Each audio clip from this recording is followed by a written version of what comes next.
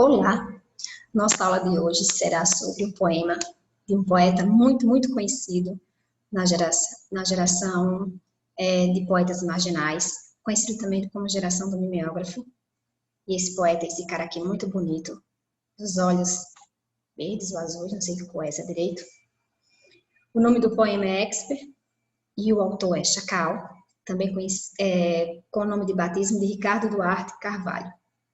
Estou aqui me confundindo.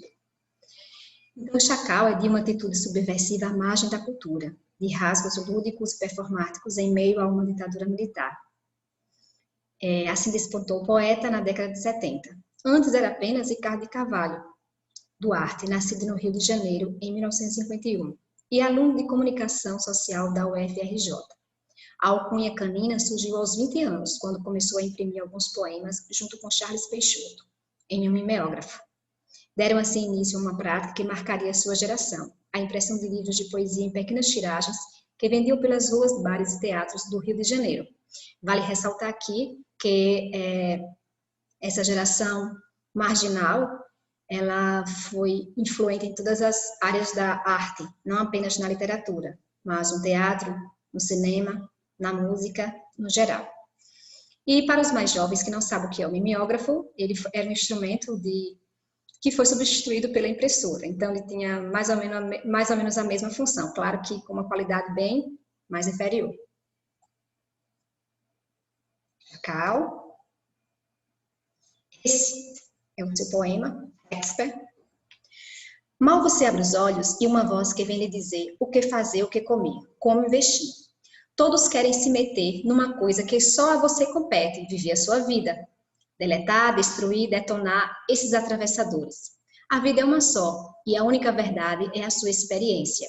Não terceirize sua vida. Viva, viva, viva. Essa é a sua vida. Então, nós temos aqui o poema do autor. Também é considerado um poema protesto, porque nós percebemos aí que o eu lírico está se colocando contra uma situação que ele não concorda, está se colocando contra uma realidade que está te incomodando de alguma forma, que é essa imposição de comportamentos, né, feito na sociedade pelas redes sociais como um todo.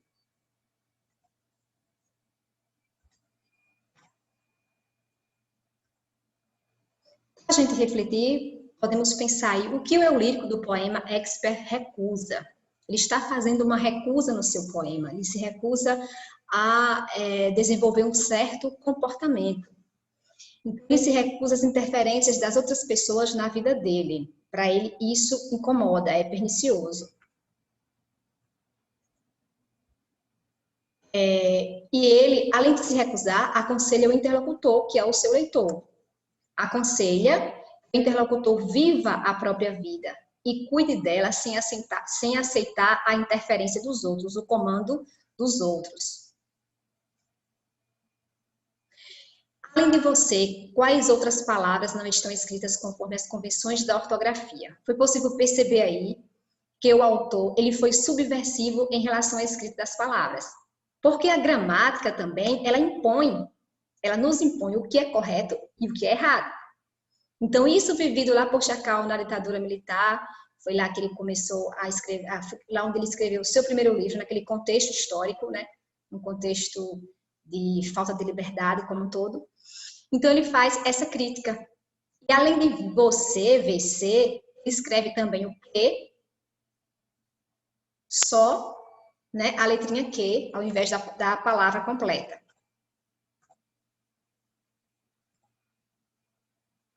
A quem se refere o pronome você nesse poema? Ele está chamando o interlocutor para a conversa, para o diálogo. Mais uma vez, o interlocutor é responsável pela própria vida. E o você se refere a quem? A todas as pessoas, né? Inclusive, o próprio lírico se coloca dentro desse conjunto de pessoas com que ele está dialogando. E aí, esse pronome, o pronome você, pronome pessoal, foi usado para generalizar a todos que lerem o poema. A nós, que estamos lendo agora.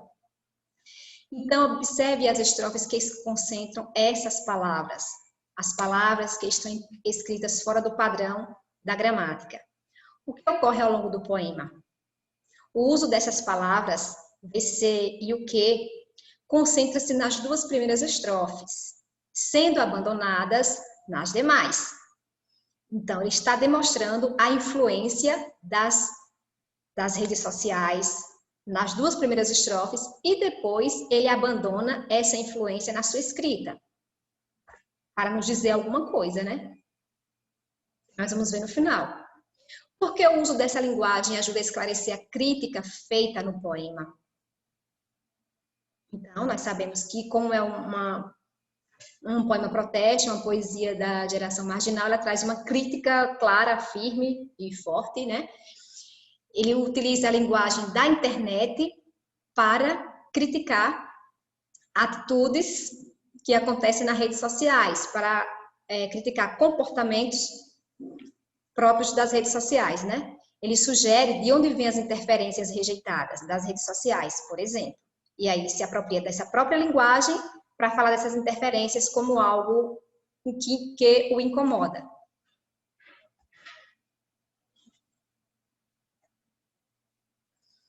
Analise o uso da palavra atravessador, porque as pessoas que interferem na vida dos outros são chamadas no poema de atravessadores.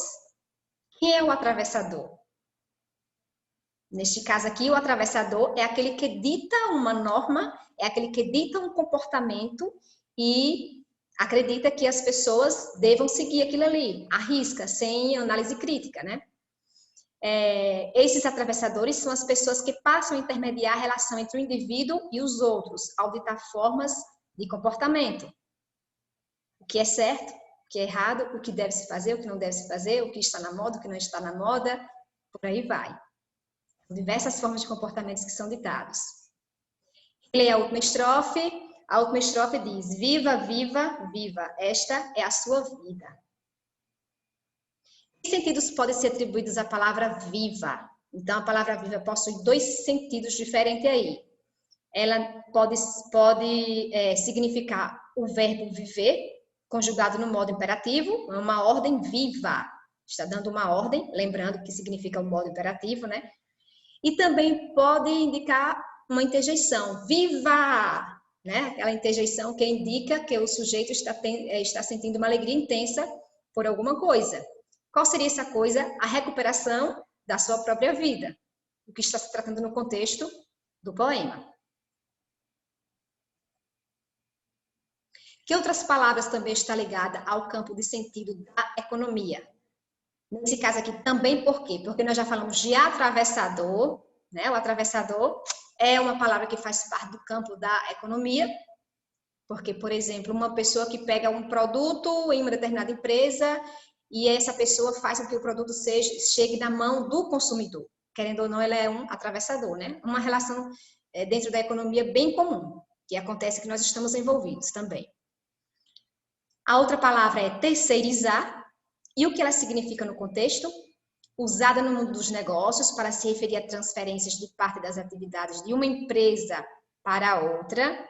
E aí nós vemos isso no setor público, que alguns serviços o setor público terceiriza, né, para que alguma empresa realize aquele serviço. No caso, quem aceita as interferências atribui aos outros a responsabilidade por algumas de suas ações. Quando nós aceitamos que outras pessoas ditem a forma como nós devemos nos comportar na sociedade, nós estamos terceirizando o nosso comportamento, nós estamos terceirizando algumas atitudes que diz respeito unicamente a nós. O que é a palavra sua, no caso o pronome possessivo, em terceira pessoa, reforça no encerramento do poema. Viva, esta é a sua vida. Observe, o pronome reforça a ideia de que a vida pertence ao interlocutor.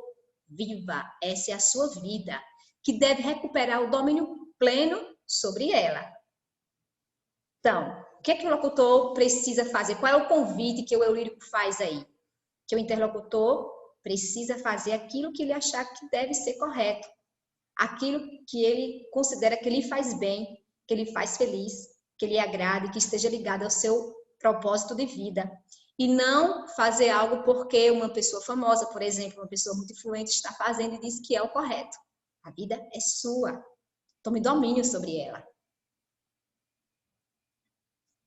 E aqui está a referência utilizada para a realização dessa aula. Um abraço, bons estudos!